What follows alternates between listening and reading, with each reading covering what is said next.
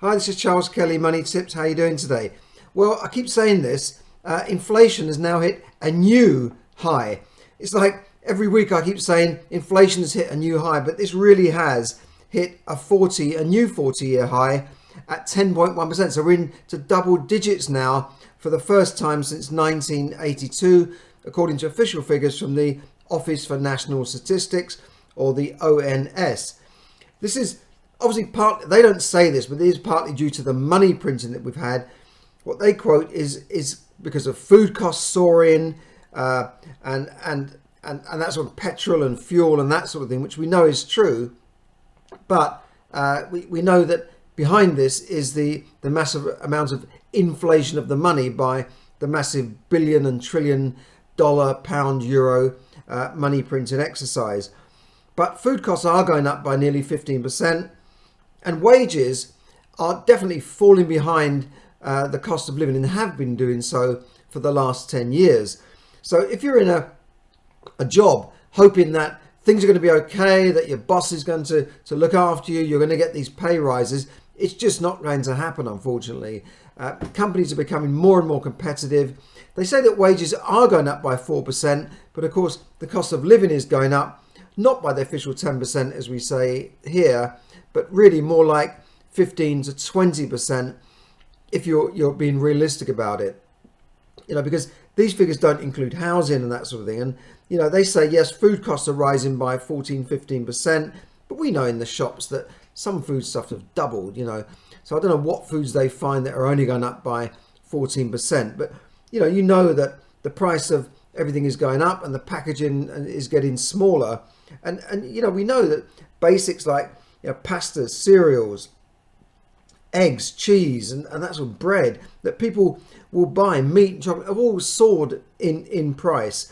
So prices are now rising at the fastest they have for 40 years, since the 80s, when I remember high inflation, I remember high interest rates, I remember many of the people I know going bankrupt and losing their homes. I hope we don't go back to that scenario again, but you've got to remember that interest rates are rising again. We've seen this. We've seen mortgages become more expensive, and people most people are in fixed rate mortgages, but those rates are going to come to an end at some stage. We're not like Americans who've got 25, 30-year fixed rate mortgages. The lenders here are a bit tighter than that. They're very crafty, because they give you a 2 or 5 year fixed rate, charge you for it, charge you maybe £1,000 or £2,000 sometimes. So the rate is not really what it says. In the small print, you'll see what the real rate is. But then at the end of that 2, 3, 5 year period, that rate comes to an end. And of course, we've had the good old days of low interest rates where, you expect that when a rate comes to an end, they're going to give you a nice, new, shiny fixed rate at the similar rate or less. No, now it's the opposite. Now they're going up. And it's like have you ever been punched in the stomach, like a blow, and you can't breathe, that kind of solar plexus punch. It's going to be like that for a lot of people. They are literally going to, they have their head in their hand when they see the new rate. Now, I've experienced this myself. I was unlucky enough to have a buy-to-let mortgage where the rate expired, just about a month ago. What can I do? If I'd remortgaged early, I would have paid a massive penalty, maybe £5,000 or £6,000 penalty. So I just decided to sit it out and just pay the difference. So, but now I've been quoted a new rate, which is, it's nearly 2% higher than I was paying. And it's costing me another, just wait quick, about £250 extra a month. Now, I can absorb that in my buy-to-let property. But if that's in your own property, your own residential property, and so your mortgage jumps by £200 or £300 a month, then your gas bill and electricity bills have tripled by £200 or £300 a month, then how are you going to manage?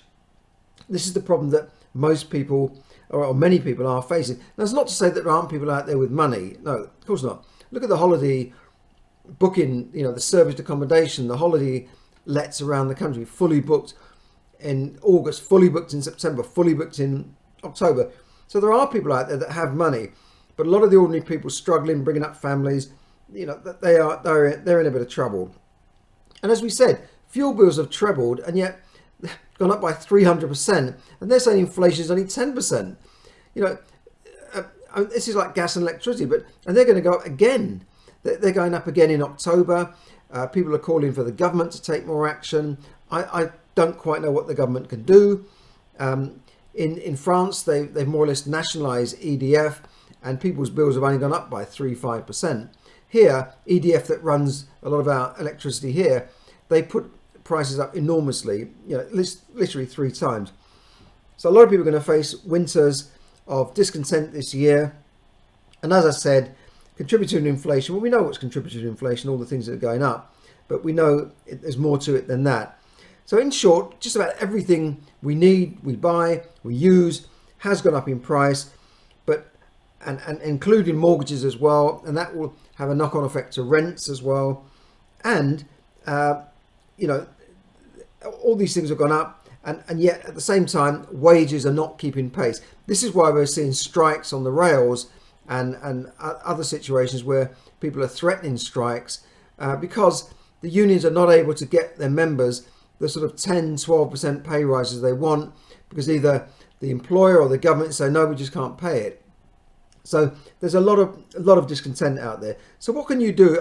I know this sounds like doom and gloom, but this is what's happening in the real world. I don't want to just come here and say everything's great, think positive, everything will be fine. No, I can't just say that. So I've got to give you some hope as well. And so what can you do to try and avoid the recession? What can you do to survive and even thrive in a recessionary period that I've been through? I've been through at least 3 big recessions, and some people say this could be temporary, like the Bank of England said, oh, it's just temporary interest rate rise. Now they're saying it could peak at 13% and the country is going into recession. So I've seen this before. This could be a short recession. It could be a long recession. It could lead to a much longer depression. Certainly the stock market is showing signs of teetering on the brink of a massive crash, and a lot of experts are predicting that. Properties have started to fall in price as well, but I don't see a stock market type crash there. I mean, the Nasdaq has already crashed 30% since its high, so properties are not in that position yet. But inevitably, as you go into recession, properties normally do suffer. Now, don't forget, with inflation, your money has been eaten away. Your savings are being eaten away by this termite of inflation. Because every year you have your money in the bank sitting in cash, it's losing money. It's losing 10% a year. So £1,000 is losing £100 a year. £100,000 is losing £10,000 every year. So that £100,000 you got in your pension or savings sitting in a fund that's not doing very much will be worth £90,000 in real spending power terms next year. And the year after that, 80 and 70 and so on. In fact, it's worse than that because it accumulates. So, at 10% inflation, I think it's only 7 years that the buying power will literally halve in 7 years. So that's based on the rule of 72. So what can you do to really survive in the recession? Because make no mistake, in recessions, in times of trouble, people make money. When you lose money, it doesn't get burned in a furnace. Money goes to somewhere else. Money moves around. So if you're losing money on something, somebody else is gaining. That's the general rule of thumb. But I've got 7 inflation busting tips for you. So if you want to make a note of these, or I'll put them in the notes, just write them down. Now, the first thing is you can do to save money and make these savings is to have loyalty cards. Use these club cards, loyalty cards. Look for bargains on websites. And you can save a lot of money. My sister and my nephew are very good at this. They find all sorts of deals, free this, free that, free coffees, free burgers, free lunches, free dinners, literally, and then right up to bigger savings on other things, just by joining things, just by giving their name and email address in most cases. But loyalty cards can save you money. Points, you get points. It doesn't sound very much, but they can add up over time. The number 2 is to maximize your returns on savings and investments. Now, this is crucial. You can get away with it in a low inflationary period, but now you really need to look to invest. Now, it's very it's very dangerous as well at the same time.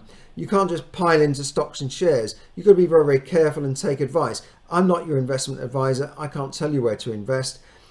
Properties, yeah, I've always made money in properties. You've got to be careful again in properties. Look for the right areas, look for the right type of properties. What strategy have you got? But there's still money to be made in property. When you put your money in property, you've got the potential for growth, but you've also got a much better income, which is why people in the south are buying properties up north, and we've got many of them on our Facebook page that we're selling, from £30,000 upwards, because they know they can get a 10, 12, 15% yield on those properties, which is like 10, 15, 30 times more than they're getting in the bank. But you've got to look, even if you just move your money from one bank to another, you've got to try and maximize your return, even if it's in another deposit account, because there are deposit funds where you can make 2 and 3%, but leaving it in your bank where they haven't increased rates, even after 6 base rate increases, some of them are not increasing rates for savers. You could be earning 0.1% or 0.2%. Now, even if you just move your money to another deposit-based type of fund, you could be making 2 or 3%. So that will multiply your returns right there. Now, if you want to invest more for riskier investments, you can increase the potential return, but your money could be at risk. Always take advice from your advisor. Number 3 is to clear credit card debts as fast as you can, or transfer them to interest-free offers. This is a no-brainer. If your money's sitting in the bank earning nothing almost, but you're paying 16% on your credit cards, that doesn't make sense. In fact, the banks have increased those now. I know NatWest pushed up the rate to 18%. Even though base rates are still very low, 1.75%, they're charging 18% on their credit cards. What a rip-off. It's massive profits for the bank again. So look, that's a no-brainer. You've got to try and do that. Put a plan together to clear your debts, and abandon. Number 4 is abandon brand loyalty. Get better deals on similar products. Now, I know this is difficult now because everything has gone up, but if you're used to shopping in Waitrose and Tesco's and Marks and Spencer's, you might have to think about Lidl, Aldi, these kind of shops. It is a lot cheaper. I know there's not as much choice, and maybe the cakes are not as nice and all that sort of stuff, but they're really good. There's some really good stuff. Even the wines are really good in these shops. And that applies to suppliers of other things like, your phones, your mobile phones. You've got to look at this. I mean, another tip for you is that if you've bought a phone, and you've upgraded your phone on a contract, and you're paying, say, £80 a month for your phone and your contract, did you know that even after that phone is effectively paid for, they will keep you running on at £80 a month, even though you might be out of contract? Say the contract's 18 months, you finished that contract. If you don't do something about it, they're not going to ring you up and say, by the way, if you went on a SIM only, you could be paying £25 a month instead of £80 a month because you've already paid for your phone. No, you have to do that. And if you don't do it, they're going to keep you on that figure that was only set there to pay for your phone that you got on a contract. So just look at these things. You've got to be consumer minded. Read the Saturday Telegraph. Look at all the consumer pages in there. Listen to shows like Money Box on Radio 4. Read these consumer tips and become a thrifty spender, spend less kind of person. And then you'll find lots of bargains, and it can be fun as well, to try and save money. Number 5 is to get control of your finances and stop spending more than you earn. Again, need I say more? People are still spending more than they earn, and they have been for years. That's why very few people have any savings, and people are only 1 or 2 paychecks away from losing their homes, bankruptcy, whatever you want to say, the old cliches. But it still is true that people don't have enough savings and backup. So if you thought of yourself as a business, you'd need to have some contingency funds. You'd need to make some plans going forward. But unfortunately, people just don't do that. So that's a no-brainer. Get your finances together. Put together a little spreadsheet maybe of your spending, and see where your money is going, how much is coming in, exactly how much is going out, and where it's going. If you do it on one of these apps on your phone even, but just find out where you're spending your money. You might find that you're spending £5 a day on coffees going to work. Well, that's £25 a week. That's £100 a month. That's £1,200 a year, £12,000 over 10 years. That could, pay off some of your mortgage, pay off your credit cards. So you've got to be in that mindset, okay? Number 6 then is to earn more and generate more cash flow. Just like a business, you can make savings here and there, you can cut everything down to the bone, but businesses can't be run by accountants and bean counters only. Yes, they are there to control the finances, but you need salespeople, you need marketing people, you need people to go and generate new products and bring new business in and bring new money in. So that's something you've got to do, is to try and generate more. Now, if you can't get that from your job, you might have to do something like a lot millions of other people are doing. 5 million people are now driving Ubers and doing deliveries. Get a second job, get a weekend job, or start a side hustle. Maybe you can get into property. I put up many links to free training where you can get into property for, without any money down. You can learn to make money from property without even buying property. So look at that as a way of generating more cash flow when you've made all the savings you can. Then number 7, finally, is to invest in yourself, right?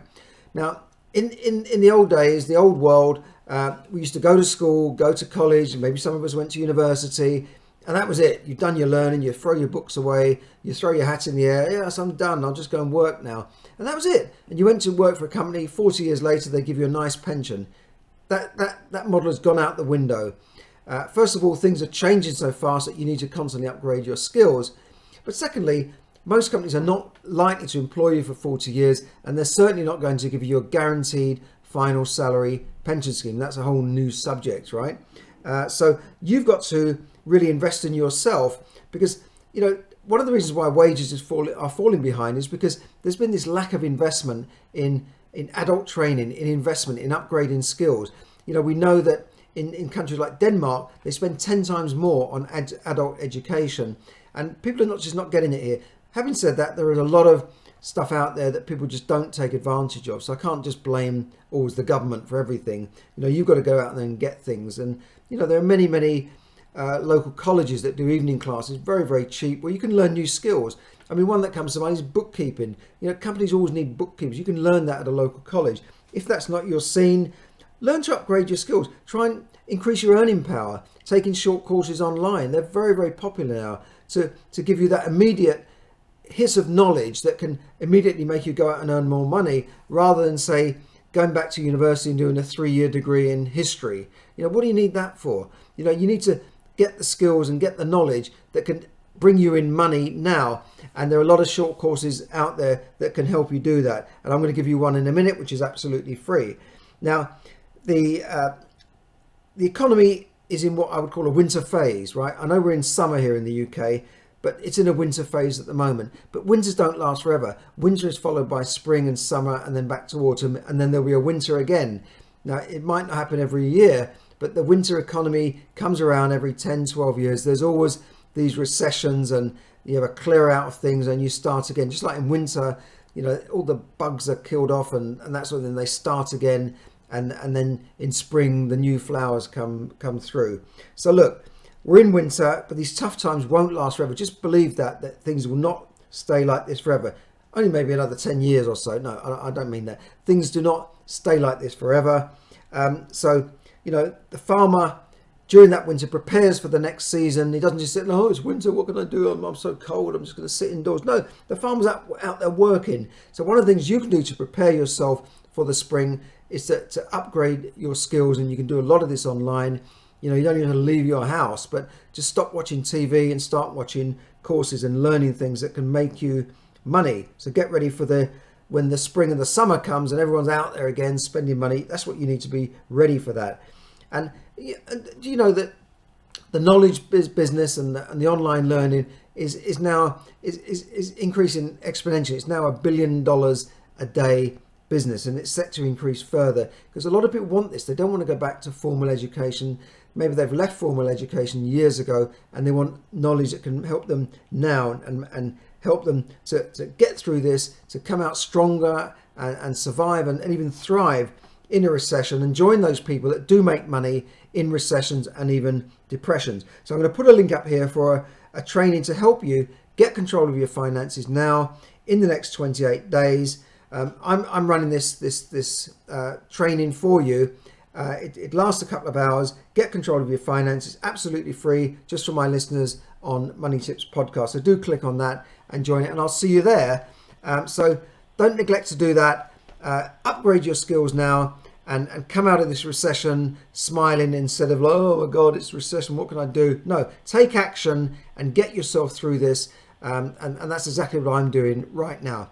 Thanks a lot. Thanks for listening. Have a great day. Have a great weekend ahead. Thank you.